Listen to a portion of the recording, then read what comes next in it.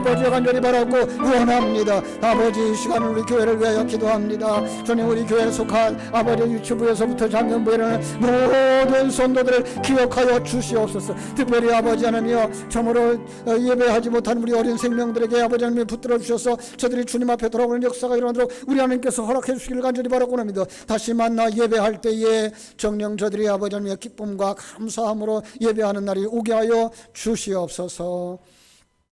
사랑하는 아버지 하나님, 감사합니다. 하나님께서 기뻐하는 마음을 품고 전 성도가 각자의 처소에서 간절히 기도를 올렸습니다. 우리는 하나님께 속한 자들입니다. 하나님과 하나 되어져서 하나님의 뜻이 이 땅에서 이루어지기를 소원하는 자들입니다. 우리의 기도를 통해서 그 일이 이루어지게 하여 주시옵소서. 우리 교회를 통해서 그 일이 이루어지게 하여 주시옵소서. 기도하는 한 사람 한 사람을 통해서 하나님의 귀한 뜻이 이루어지게 하여 주시옵소서. 예수님의 이름으로 기도하옵나이다. 아멘. 아멘. 네, 하나님의 말씀 마태복음 4장으로 갑니다. 마태복음 4장 1절에서 11절 말씀까지 보시겠습니다. 마태복음 4장 1절에서 11절 말씀까지.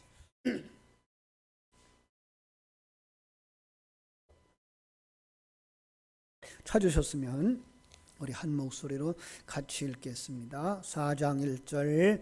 그때에 예수께서 성령에게 이끌려 마귀에게 시험을 받으러 광야로 가사 40일을 밤낮으로 금식하신 후에 줄이신지라.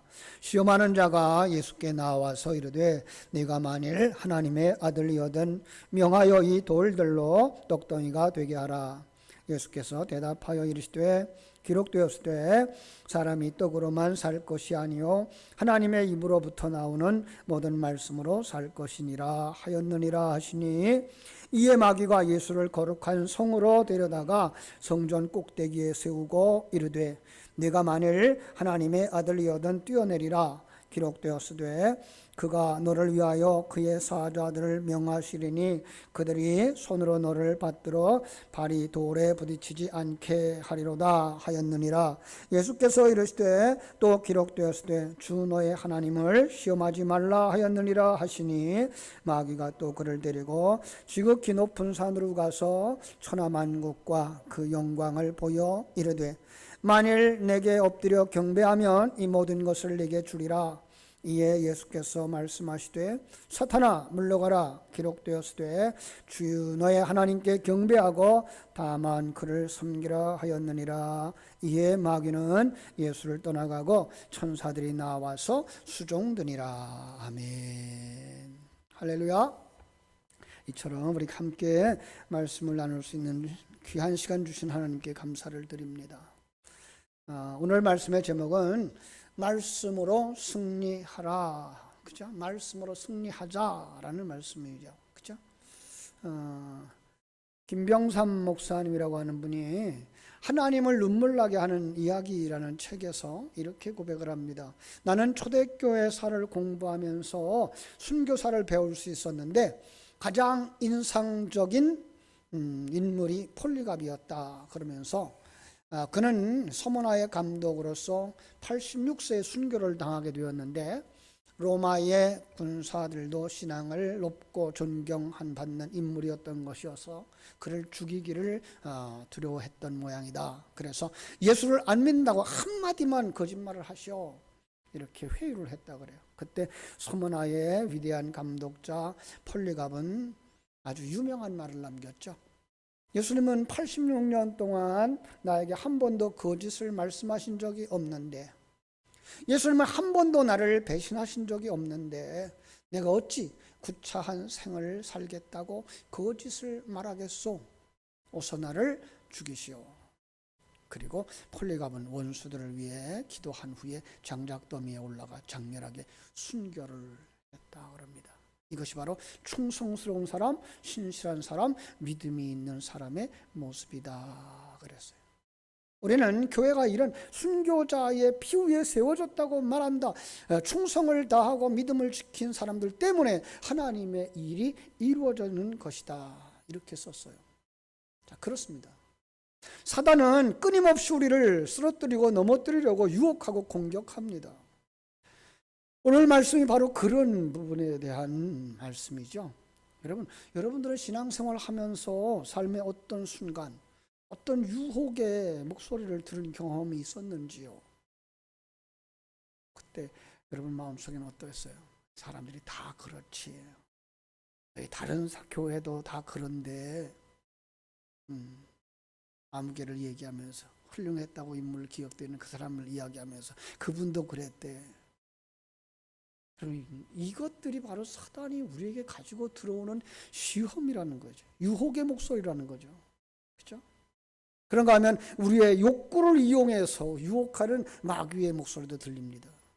사랑하는 성도 여러분, 우리는 그 목소리를 단호하게 거부하고 하나님의 뜻에 순종해 드릴 수 있는 멋있는 성도들이 되어지기를 주님의 이름으로 축원합니다. 그래야 마지막 심판대 앞에 섰을 때 예수님을 쳐다볼 수 있을 거예요. 그죠? 떳떳하게 예수님을 바라다보고 팔 벌리고 계신 그 하나님의 품에 참 들어가 안길 수 있지 않겠습니까? 오늘 본문은 바로 예수님이 그 유혹의 목소리, 마귀의 목소리를 들을 때 어떻게 승리하였는가를 보여주고 있습니다. 그래서 오늘 본문을 보면서 참 나도 승리하고 우리 성도들도 승리하고 우리 다음 세대들도 승리하는 이런 교회가 되었으면 해서, 또 이게 바로 우리 주일학교 공과로 말하면 이번 주일날 우리 주일학교 유치부, 우리 유초등부, 중고등부가 공부해야 하는 이제 공과의 내용이기 때문에 그 전체적인 본문을 가지고 우리가 한번 같이 묵상을 하는 것입니다. 자, 성령이 세례를 받으신 예수님을 광야로 이끌어 가신 이유가 무엇이었을까요? 여러분, 성령은 우리를 광야로 이끌어 가신다는 사실을 여러분 믿으십니까? 에휴, 참 성령님은 그죠? 정말 어떻게 그 마귀의 시험을 당하도록 끌고 갔을까? 이런 생각을 하게 되죠. 그죠? 근데 이게 바로 우리의 이 땅에 살아가는 삶이라는 거죠. 마귀에게 시험을 받게 하기 위해서 성령님께서 우리를 예수님을 광야로 이끌어 가신 것처럼 오늘 이 시대에 살아가는 우리들도 성령의 인도함을 받으면서 우리는 사단의 시험을 겪게 된다는 거죠. 그 속에서 우리는 뭐가 돼요? 연단되어지고 훈련되어지는 것을 알 수가 있습니다. 예수님은 요단강에서 이 죄인들이 받는 그런 세례를 받으셨죠. 많은 학자들이 얘기해요. 그 세례를 통해서 우리와 하나 되어졌다. 우리와 같은 하나 되어짐을 보여주셨다. 근데 그때에 하늘이 열리고 성령님이 예수님에게 내려오시죠. 그죠? 성령님은 예수님을 요단강에서 이제 광야로 이끌어 가십니다. 이 광야는 예루살렘 근처의 유대 광야였다고 그래요. 이 광야는 야생동물만 사는 아주 황량하고 위험한 장소였고요. 물론 음식이나 물도 흔하지 않는 곳이죠. 성령님이 예수님을 그런 광야로 이끌어 가신 이유는 금방 얘기한 것처럼 마귀에게 시험을 받게 하기 위함이었어요. 마귀는요, 이 한자를 이렇게 풀어보면 그래요. 마귀 마자에다가 귀신 귀자예요. 참, 이 마태복음 3절, 오늘 본문에서 그 마귀를 갖다가 3절에 뭐라고 말하는가 하면 시험하는 자라고 표현하고 있고요. 그죠? 10절에서는 히브리어로 사탄이라고 말하고 있는 거죠. 마귀는 타락한 천사장으로 에덴 동산에 최초로 등장했죠. 마귀는 아담과 하와를 유혹하는 것으로 시작해서 세상 속에서 무질서와 혼돈을 조장하는 존재로 등장을 합니다. 여러분, 이 마귀는 상징적이지 않고요, 실제적이라고 하는 사실을 기억해야 됩니다. 그리고 더 하나 우리 기억해야 되는 건 하나님의 피조물이라는 것도 기억하셔야 됩니다. 이것만 인정하면 이 땅에서 어떤 시험도 결코 하나님의 그 영향권에서 벗어날 수 없는 일들이라는 걸 알게 되기 때문에 우리는 두려워할 이유가 사실은 없죠. 그럼에도 불구하고 하나님의 일하심은 보이지 아니하고 마귀가 일하는 건 보이거든요. 그래서 우리가 쉽게 넘어집니다. 자, 마귀는 하나님을 따르고 순종하는 사람들을 끊임없이 유혹하고 대적합니다. 성령님은 우리를 그래서 연단하고 우리를 성숙시키고 완성시키기 위해서 그 사단의 시험 속으로 끌고 가시는 모습을 우리가 여기서 볼 수 있어야 됩니다. 여러분, 예수님이 광야에서 얼마나 오래 머무셨는지 아시나요? 40일 동안이죠. 예수님 40일 동안 뭐였어요? 40일 동안 금식하셨다고요. 이 40이라는 숫자를 여러분들은 어떻게 이해를 하시나요? 많은 사람들이 이 40이라는 숫자에 대해서 등한시 여기는데 성경은 굉장히 아주 강조하고 있어요. 이 40이라는 숫자를. 노아가 홍수가 일어나서 노아 가족이 방주 안에서 머무르고 있었던 시간도 40일. 모세는 시내산에서 하나님의 말씀을 받기 위해서 거기서도 40일 동안 기다렸죠. 엘리야도 40일간 광야에서 두려움 가운데 보냈고요. 출애굽한 이스라엘 백성들은 40년 동안 광야에서 참 살았죠. 이스라엘 군사들이 골리앗을 조롱했던 시간도 40이라는 것입니다.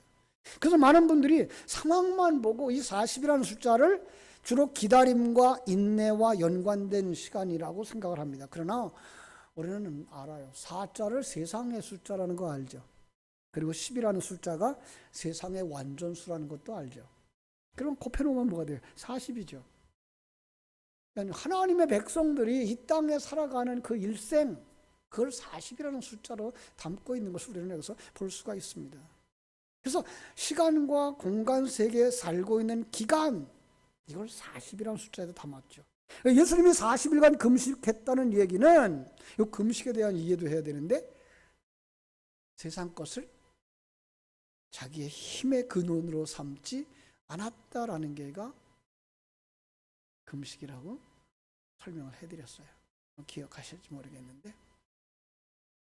여러분, 예수님이 이 세상 사는 날 동안 세상적인 양식, 즉 자기를 세우는 힘이 되는 것, 자기 높아지기라고 하는 것들을 취하지 않았다는 의미예요. 뭐 상징적인 사건이죠. 물론 예수님 실제로 40일간 금식했어요. 그런데 그걸 성경에 담아서 우리에게 줄 땐, 성경 속에 40이라는 숫자들을 담아서 우리에게 줄 때는 바로 우리들의 신앙생활하는 기간 동안을 40이라고 정하고 있고요. 40일 금식이라는 말은 금방 얘기한 것처럼 세상 것들을 삶의 힘의 근원으로 삼지 아니했다라고 하는 것 기억하시면 되겠습니다. 예수님은 또 성령님에 이끌려서 광야로 갔죠. 바로 성도들의 삶을 보여주기 위한 모습인데요. 성도는 언제부터 성도죠? 성령으로 거듭납니다. 거듭나자 우리가 뭘 깨달아요? 옛사람은 죽고 새 사람으로 사는 거구나를 알게 되는 거죠. 그게 뭐예요? 세례죠. 예. 그리고 그 하나님의 완성의 시간토록 어떻게 간다고요? 자기를 십자가에 못 박는 삶을 살아가는 거죠. 그 기간 동안 성령이 이끌어가는 거죠. 그죠?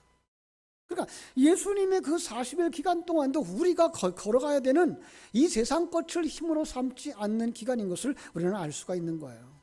성령 안에서 우리는 하나님의 인도함을 받고 성령 안에서 시험당하는 사람들인 것을 우리 예수님을 통해서 보여주고 있는 것 보시면 되겠습니다. 이 사건을 통해서 사탄은 예수님에게 시험을, 유혹을 가지고 왔듯이 이 땅의 모든 사람들, 특히 하나님의 백성들에게 시험과 유혹을 가지고 덤벼 쓰러뜨리려고 하고 넘어뜨리려고 하는 것을 알도록 하나님은 이 귀한 진리를, 예수님의 실제적 삶을 그릇으로 삼아서 우리에게 가르쳐주고 있는 거죠.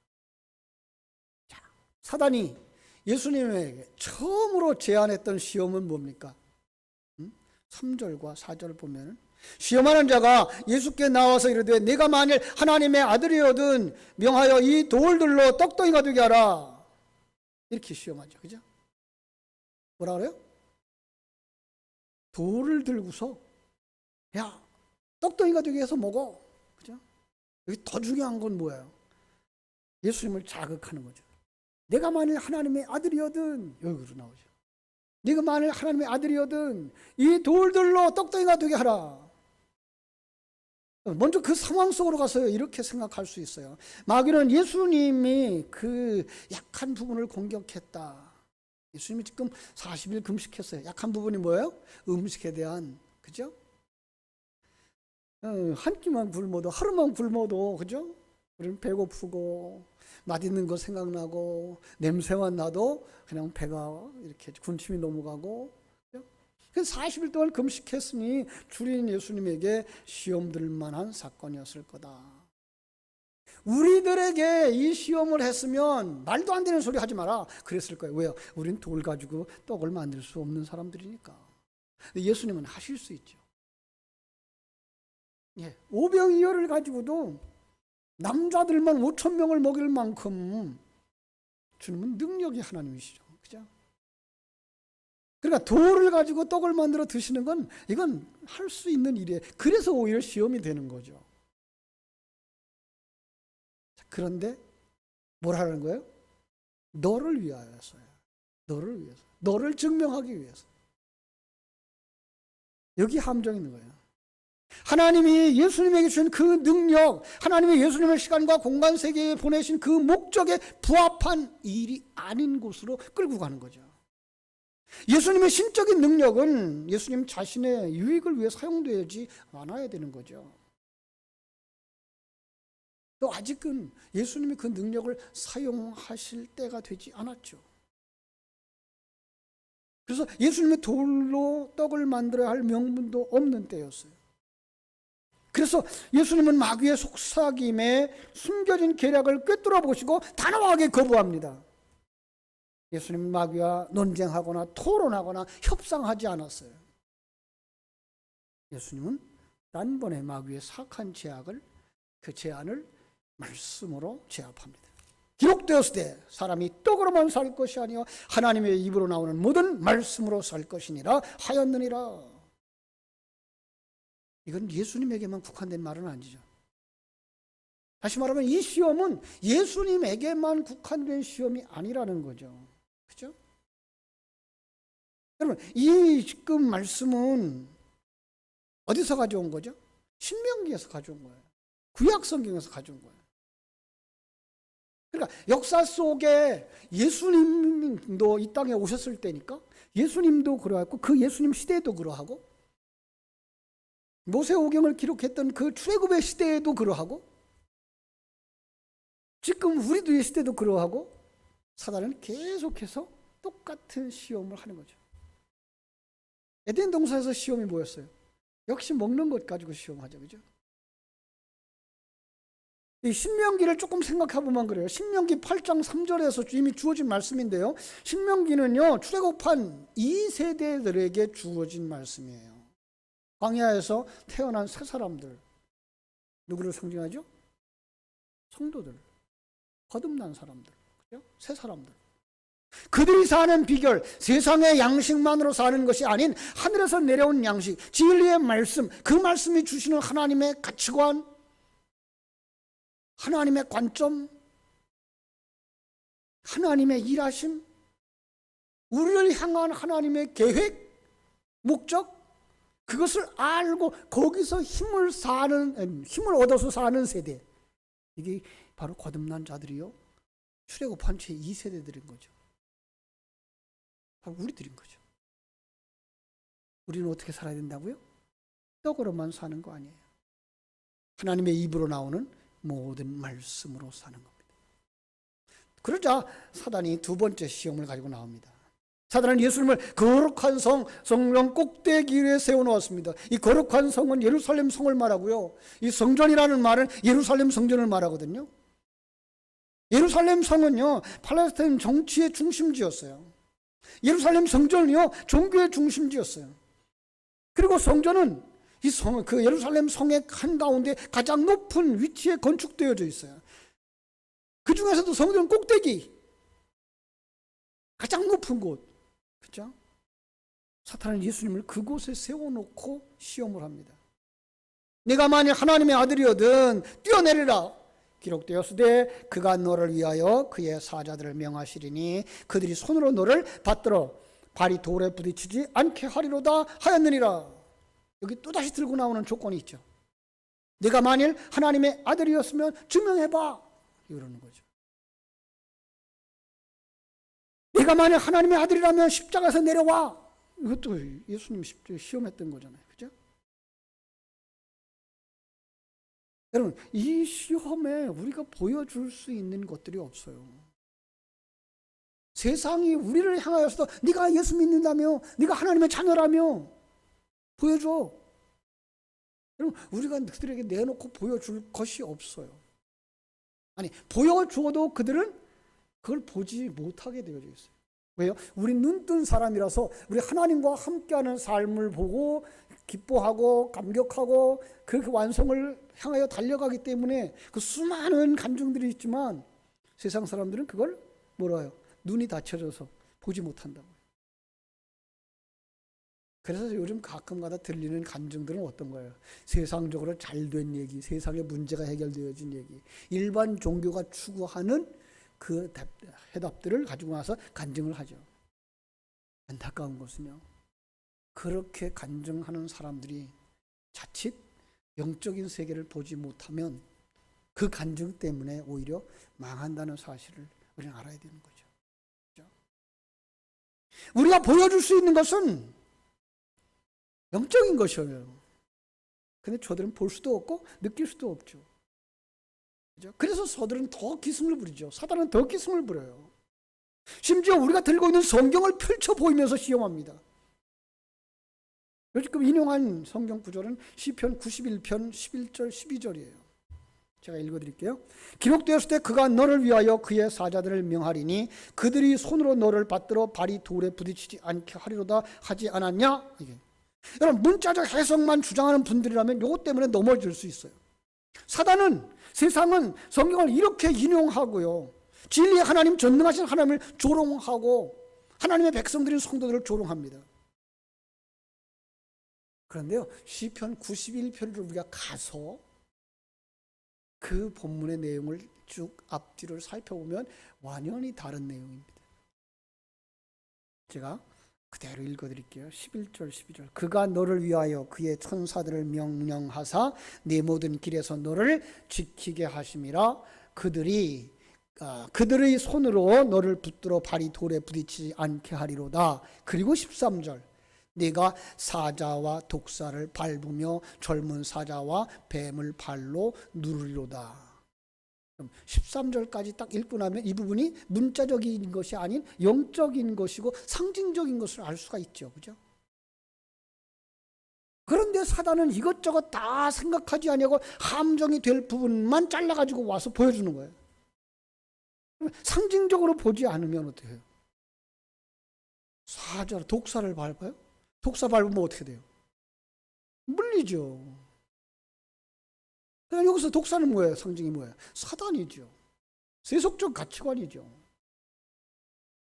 그러니까 하나님의 생명, 하나님의 진리를 가진 자들은 그것을 당연히 딛고 일어서죠. 밟고.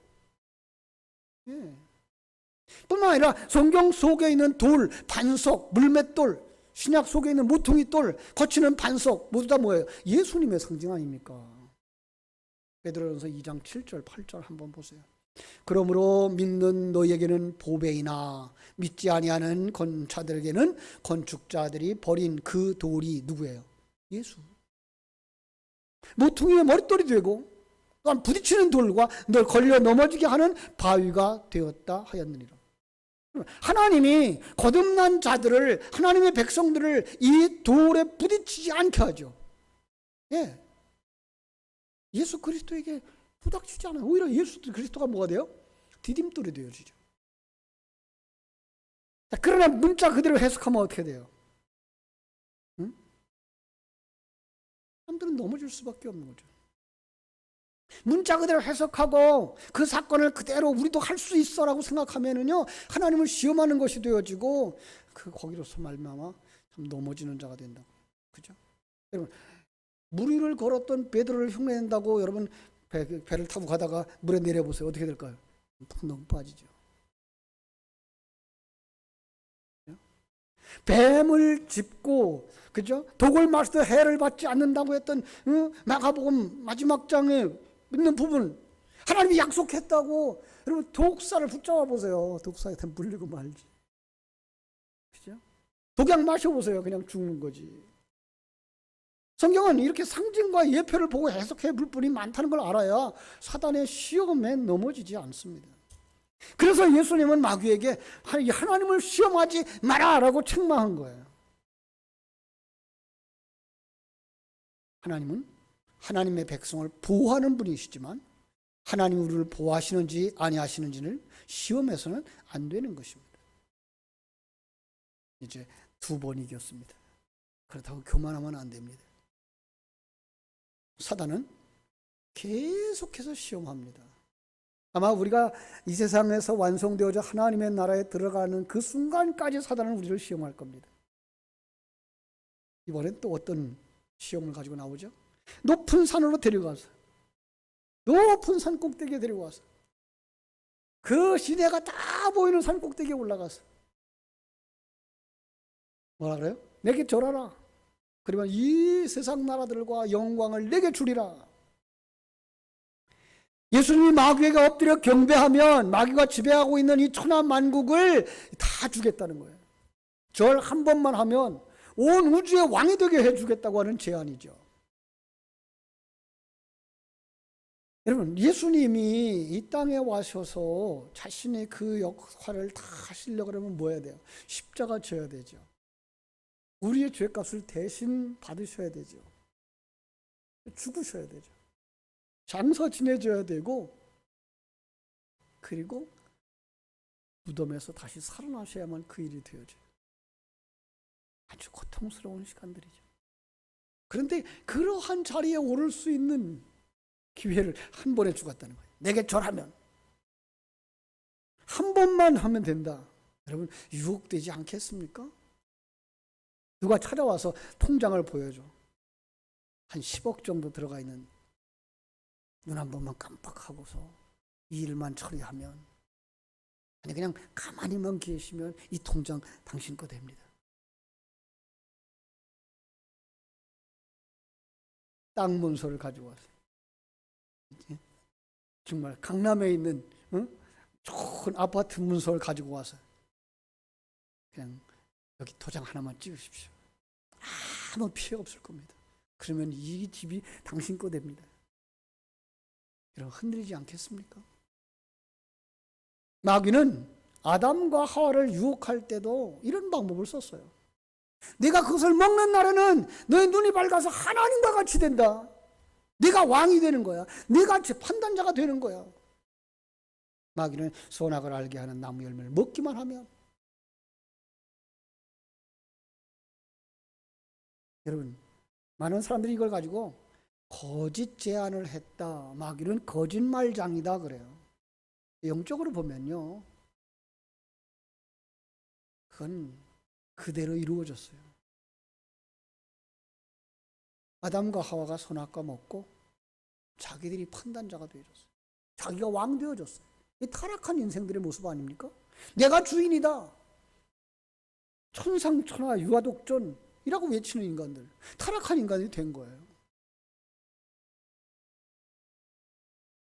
그걸 아시는 우리 주님, 그걸 아는 우리 성도들 어떻게 해야 돼요? 경배하면 된다 안 된다? 안 되는 거예요. 그 경배하는 순간, 그에게 머리 숙이는 순간 그의 노예가 되어지고 그에게 생명을 팔게 된다는 사실을 알았어요. 그래서 예수님은 한마디를 잘라 말하죠. 사단아, 물러가라. 여러분,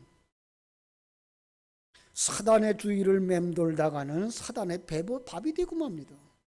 들짐승이나 새들이요, 덫의 주위를 맴돌면 나중에 그 덫에 잡히고 마는 것과 같은 거예요. 어떻게 해야 됩니까? 요셉처럼 피해야 됩니다. 아니면 예수님처럼 물리쳐야 합니다. 사탄아, 물러가라.